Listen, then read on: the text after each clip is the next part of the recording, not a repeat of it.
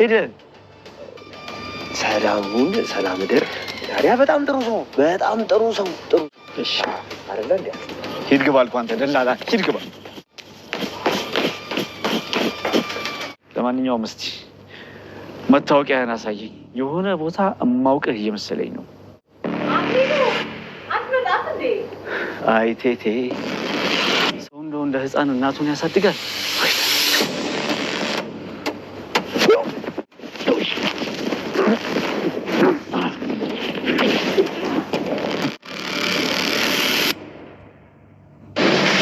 የምጠይቅን ጥያቄ ብቻ መልሽልኝ ማነው ስልኩን የሰጠሽ የድሮ ፍቅረኛሽ ዛሬ እንዴት አባሽ ተዛለሽ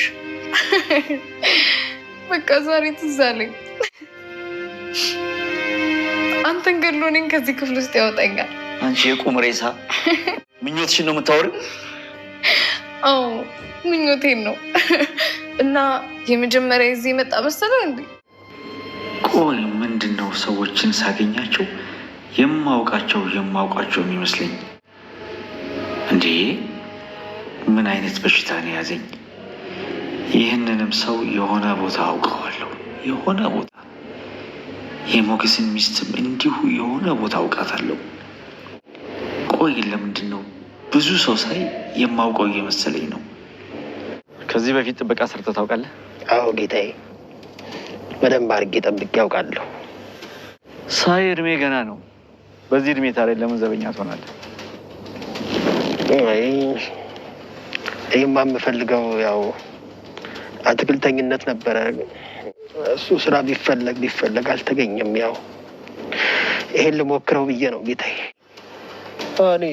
እኔ ልግባ በቃ የታባ ነው የምትሄደው አንሻ ዘበኛው ወይኔ በላቸው ማለት አሁን ነው ጋይስ አቤት ዘበኛው አረግፈ ዘበኛው አንድ ቀን ሳታድር ሰከንዳ ሳትቆጥር ለዛሬ እንኳን ባካ አሳድሬ ብለህ ልመና እንኳን ሳትረጋጋ አክሊሉ እንደዛ አድርገህ አንግ ትሰራዋለህ ኦ ማይ ጋድ ጀግናችን መድብል ይችላል እንደው በፈጠራችሁ እስኪ መድብል ወዳጆች ኦ ማይ ጋድ ጋይስ ወይኔ ከተወለደ እንደው እንደዛ አይነት ጀግና ይወለድ እንጂ ጋይስ የማንም ማሰስገሰስ እንዳሁን እንደ መርዞ ያለ ወንድ ባለበት ነበድብል ኦ ማይ ገርነስ ጋይስ ኦ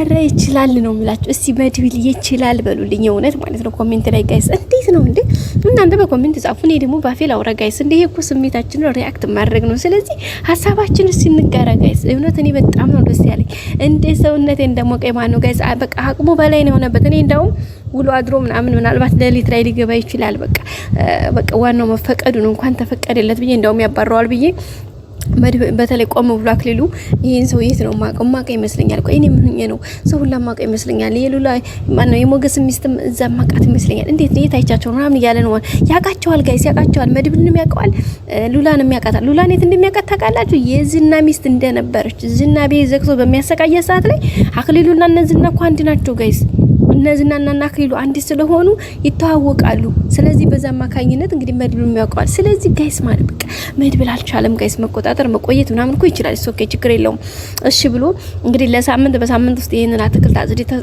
ምናምን 1000 ብር ከፍላለሁ ብሎታል ኦኬ መድብል የሱ 1000 ብር መስዋዕት የሚያሳስበው አጣቀማ የሰው ልክ አክሊልሽ አጉድ ሆኖባል ዛሬ አክሊልሽ አጉድ ፈልቶባል ኦ ማይ ጋድ ሰገን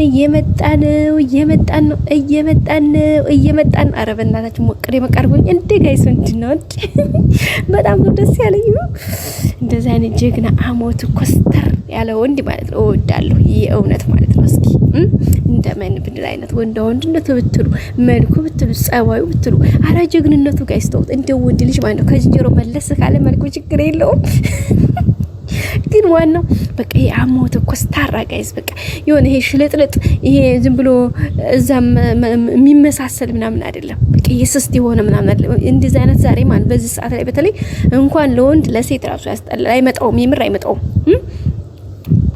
በየስርፋው እየሄደች ምናምን ተተግተት ምትል ሴት ራሱ ማለት ታስጠላለች እንኳን ወንድ በቃ እንደዛ አይነት በቃ ጋይስ በቃ ስራን በተግባር አሳይቶ ሰርቶ የሚያሳይ ሰው በቃ ገና ልሰራ ነው እንደዚህ ነው ብሎ ገና ማስታወቂያ ክራር የሚመታ ማሲንቆ የሚከራክር ሰው ሳይሆን በቃ ሰርቶ የሚያሳይ በቃ ሆኖ የሚያሳይ አድርጎ የሚያሳይ እንደዚህ አይነት ጀግና ሰው ወንድ ሳይ ልቤ እንዴት እንደምጥቅ እንደሚል አትጠይቁኝ ነው የምላችሁ። የምርማን ነው በጣም ነው ደስ ያለኝ። በቀል ነግራችሁ አልችልም። እንግዲህ መድብል ደግሞ ዘበኛው በዲል እንደሚመለስ ተስፋ እናደርጋለን። በተለይ ዛሬ ሰገንን ማየት አለበት ጋይስ፣ እንዴ ማየት አለበት። እንዴ ጻፉ ጋይስ ኮመንት፣ ድምጻችን ይሰማ።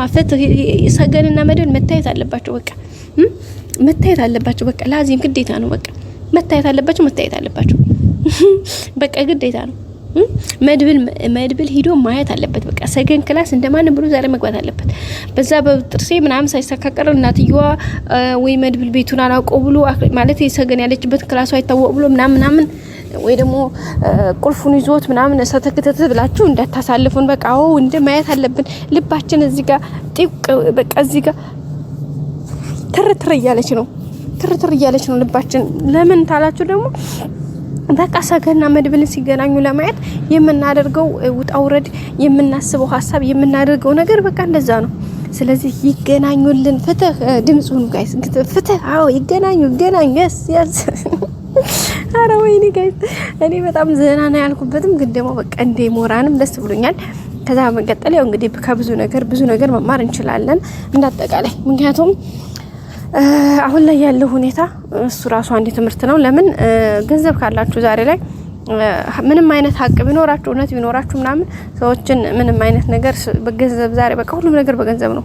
በቃ ሀገራችን ላይ ያለው ነገር በቃ ብር ካላችሁ በቃ ፎጭ ታደርጋላችሁ፣ ፎጭ አለ ሂሳብ ታገኛላችሁ። የኔ ቢጤ ድሃ እየፈገጥሽ እየሟቀቅሽ ትኖራታለሽ እንጂ ማለት ነው ተረግጠሽ ወደታች አጎንበሰሽ ደፋ ቀና ብለሽ ዝም ብለሽ ባለሽበት ትኖሪያታለሽ እንጂ ማንም ሰሚ የለሽም። ማንም የሚያወጣሽ፣ ማንም የሚያወርድሽ፣ ማንም በቃ ያንቺ ድምጽ ቢጮህ ምናምን 24 ሰዓት ብትለፈልፊ የምን ህግ ነው የምን ምናምን ማንም ሰሚ የለሽም ሀቢብቲ። ማንም አይሰማም፣ ማንም ሊሰማሽም አይችልም። ማንም የሚሰማም ደግሞ የለም። በቃ ይሄ እውነት ከእውነታ ምንም እውነታና እውነታ ነው ከአንዳንድ ማለት ነው። ስለዚህ በቃ በዚህ ልክ ነው ውድ ቤተሰቦቻችን እያንዳንዱ ነገር እንግዲህ ይሆነ ያለው በጣም ከባድ ነው። በቀጣይ እንግዲህ ሁሉም ነገር ተስተካክሎ በተለይ መድብልና ሰገን አይ ኮንታክት በቃ ፊት ለፊት ሲታዩ የሷን ስሜት የሱንም ፊሊንግ ማየት በቃ እኔ እንዴት እንደናፈቀኝ አትጠይቁኝ። በእርግጠኝነት እንደሚሳካ ዛሬ እንደሚገናኙ እውነት ምንም ጥርጥር የለኝም። እንግዲህ አብዬ አስባለሁኝ የሚሆነው ነገር ደግሞ አብረን የምናየው ነው የሚሆነው። በእርግጠኝነት ግን ይሳካለታል ብዬ አስባለሁኝ። ምክንያቱም እሱን እዚህ ጋር ከመታው አክሊሉ ለተወሰነ ሰዓታት እንግዲህ ለደቂቃዎችም ቢሆን ሰዓታት እንኳን ባይፈጅበት ፌንት አድርጎ ራሱን እዚህ ጋር ስለሳተ የሆነ ደቂቃ ምናምን ሰዓታቶችን ስለሚፈጅ ሰው በዛን ሰዓት እንግዲህ መድብል ሄዶ ሌላም ነገር ማድረግ ይችላል። እንኳን አይደለም ሰገንም ማግኘት ማለት ነው። ግን ምናልባት ቁልፉን እሱ ከያዘው ከኪሱ ማውጣት ነው። ያው እንግዲህ ሞገስ እንጠጠራው ደግሞ አክስት እናትየዋ ቴቴ እንግዲህ ምናልባት ልታያቸው ትችላለች። እሱ ደግሞ ሌላ አንዱ ቻሌንጅ ነው። ምክንያቱም ቴቴ ካየቻቸው ደግሞ ሌላ ችግር ስለሆነ በተለይ እንትናን ማንን ነው ሞገስን ካየችው ሰገንን እንኳን ያክል ምንም እንትን የሚል ነገር የለም። ምክንያቱም ያክል ታውቃለች ብዬ ስለማላስብ ማለት ነው። ግን እርግጠኛ ነኝ ያለው ነገር እንደዛ ይሆናል ብዬ አስባለሁ ማለት ነው። ስለዚህ በቀጣይ ሁሉም ነገር ተስተካክሎ መልካም እንደሚሆን ተስፋ እናደርጋለን። ውድ ቤተሰቦቻችን በቀጣይ ሁሉም ነገር ተስተካክሎ መልካም እንደሚሆን ምንም ጥያቄ የለውም ማለት ነው። ውድ ቤተሰቦቻችን ሰገንም እንግዲህ አይኗ እንደዚህ እንደቃበዘ ነገሮች እንትን እንዳሉ አይቀሩም በእርግጠኝነት በቃ ከአንዳንድ ማለት ነው። ውድ ቤተሰቦቻችን ሁሉም ነገር ይስተካከላል ከሁሉም ነገር በላይ ማለት ነው። እንደ እግዚአብሔር ፈቃድ ሁሉም ነገር ይስተካከላል። ምክንያቱም ከአንዳንድ ነው ሁኔታዎች የሚሆኑት።